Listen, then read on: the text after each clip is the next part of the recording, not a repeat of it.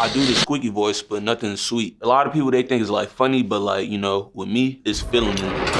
Hey, this is not a documentary. Minute details might be missed. We're not really gonna go over like a deep dive into the back story of the people. I'm just gonna give the timeline of these videos are gonna be, look, I'm gonna give a brief origin story, a brief, synopsis of who the topic of the day is, and then we're gonna go over a little bit of what, blew him up or got him to a position to where he's absolutely like recognizable, and then we're gonna get into what led to his downfall a little bit, make some speculations there, and then we'll end with my opinion on what he's doing and if he's doing okay enough to keep doing what he's doing or what's going on. So then again, don't treat this video like a documentary or a deep dive into the guy and what blew him up, got him to where he is, or why he fell off. Treat this more as a reflection on his career, a brief reflection on his career, and a brief little update on what they're doing now, and a little bit of the things in between. So with that being said, let's get right into it.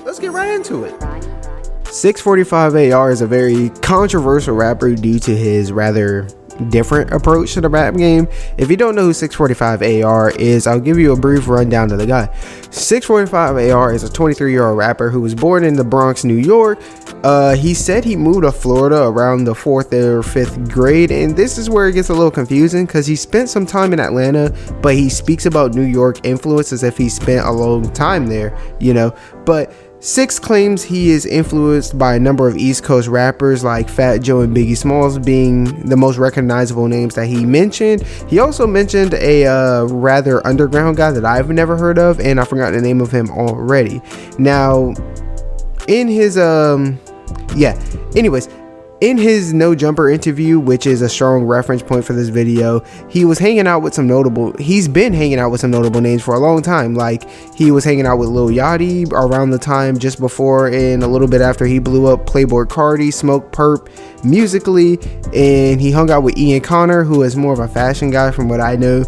Anyways, at some point, Six started vlogging and editing music videos, which apparently the people he was editing for was trash at rapping, which led to him doing it because he was like, and I quote, "Man, I can do this." Now, at first, his rapping style was normal and pretty like, what you're used to the traditional sound, as traditional as you can be, with everybody having a little bit of a different voice. And I was going to show you evidence of this, but all those songs with his normal voice and stuff like that, things of that nature, have been deleted off his channel. And not gonna lie, it's really not worth the deep dive. You're just gonna have to take my word for this. No offense. I mean, it is what it is. Anyways, let's talk about the infamous song that blew him up, For the Trap. Now, depending on what you watch, you're gonna get two stories, and they both line up. So if you tell either war, you're not wrong. In his Genius interview, he says the first time he used the squeaky was on a song called Crack. And we made this song called Crack, and I was just playing around. I was like trying to do some commercial, so I did like the high pitch and I didn't even curse in the song, and then that's just how it started. Where he wanted to make a song that was commercial, it had no cuss words. Then later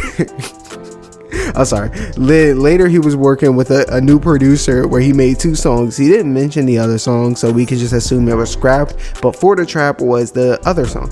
And the second story he told, which I have to paraphrase because he had a really hard time wording this, because I guess he was just had so much things that he wanted to say, he just couldn't think of how to say it. But basically, he wanted to try something different that wasn't weird or wild, but basically decided to do something wild but wanted to use good lyrics so it retains more people. And to his credit, For the Trap was a pretty decent song lyrically. It wasn't Lil Baby or J. Cole, but it wasn't elementary school bars, Nonetheless, the song blew up and went crazy. And at this point, just in case you haven't heard the song, I'm just gonna play a little bit of it real quick.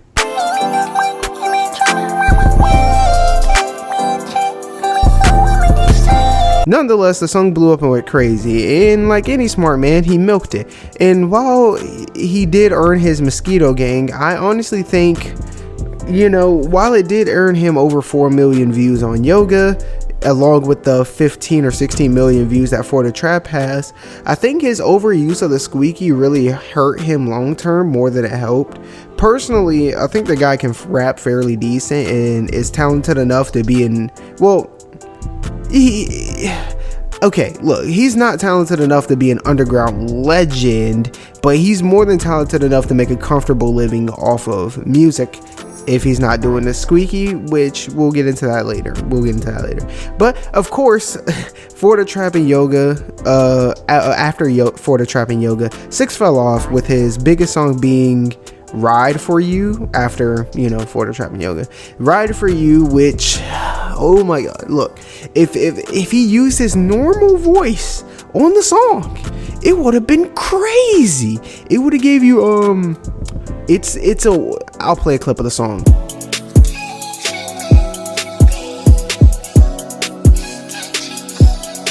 Walk It Like I Talk It vibes, you know, that kind of, and Walk It Like I Talk It, go crazy. Walk it like I talk it, walk it like I talk it, walk it. It's just, this song will go crazy, except the niggas over here in the fucking squeaky. Anyways, whatever. Let's talk about, now that we covered, you know, him and his blow up, you know, it wasn't like a really in-depth story, but hey, let's talk about like how I feel about it. Let's talk about how I feel about it and what I think happened. So I think 6 benefited heavily off of memes becoming mainstream. The song dropped around the time Ugly God retired, just before or after Ugly God retired, when the Ugly God hype was still high, you know what I'm saying? And it was also around the time when this song by Baby J blew up.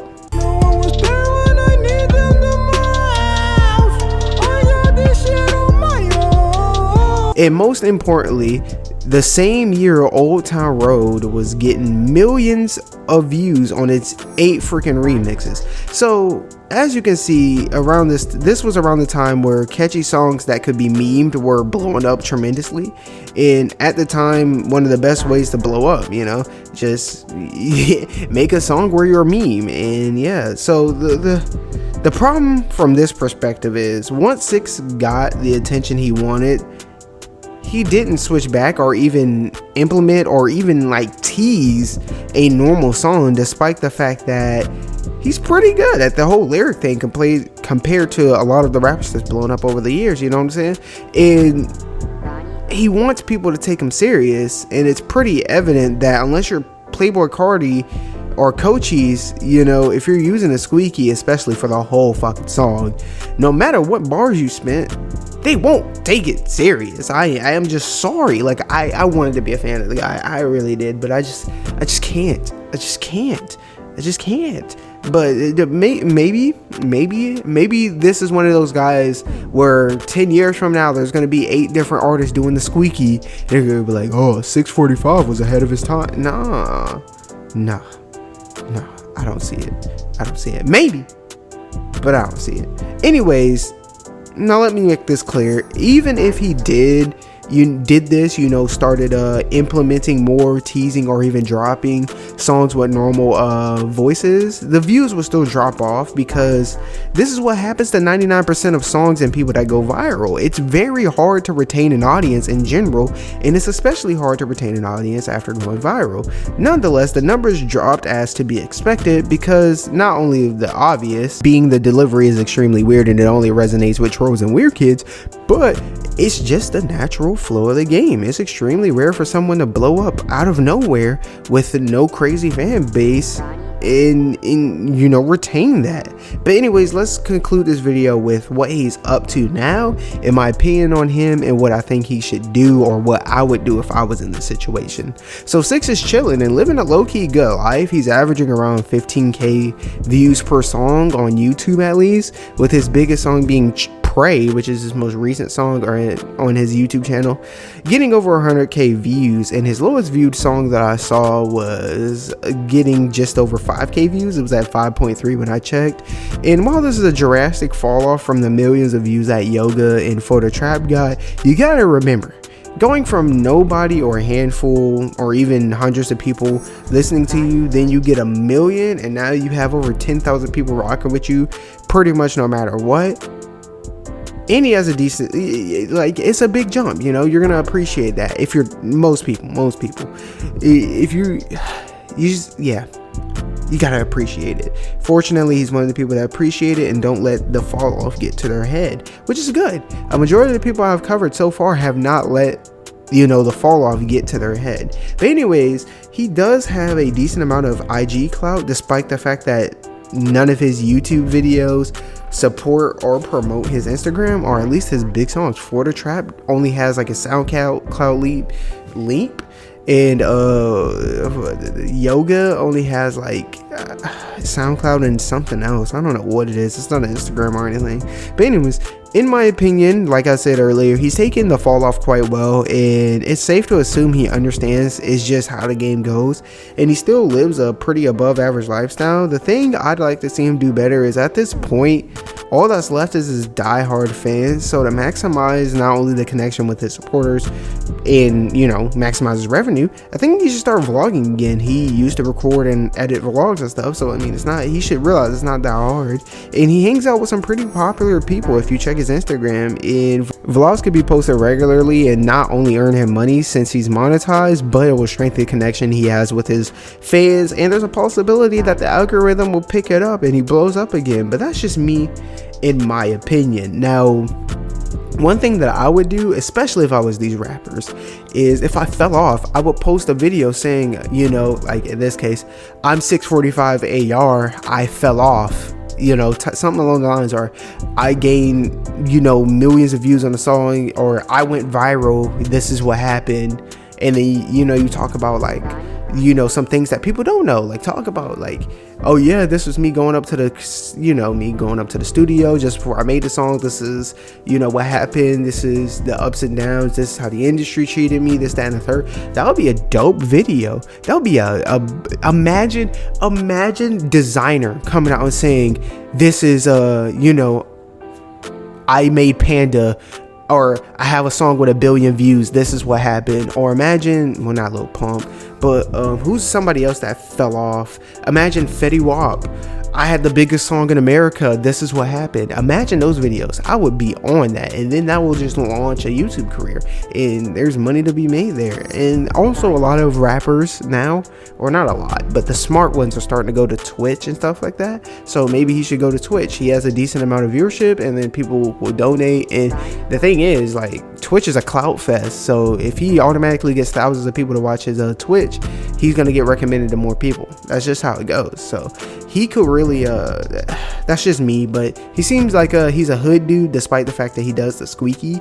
So I think he's just okay making a living off of music, and hey, I ain't got no problem with that. But if you made it this far into the video with me talking like I'm trying to flirt with you at a nightclub, yeah, I'm almost at 2K subscribers. All those hey, look, you already know what to do. I'm not gonna go on a rant about that, but recommend some more people I should do in a comments. I did, when I used to do these videos, I did get recommended do like Icy Narco. I was gonna do Matt Ox, but he's returned to the rap game and he's actually doing pretty well right now.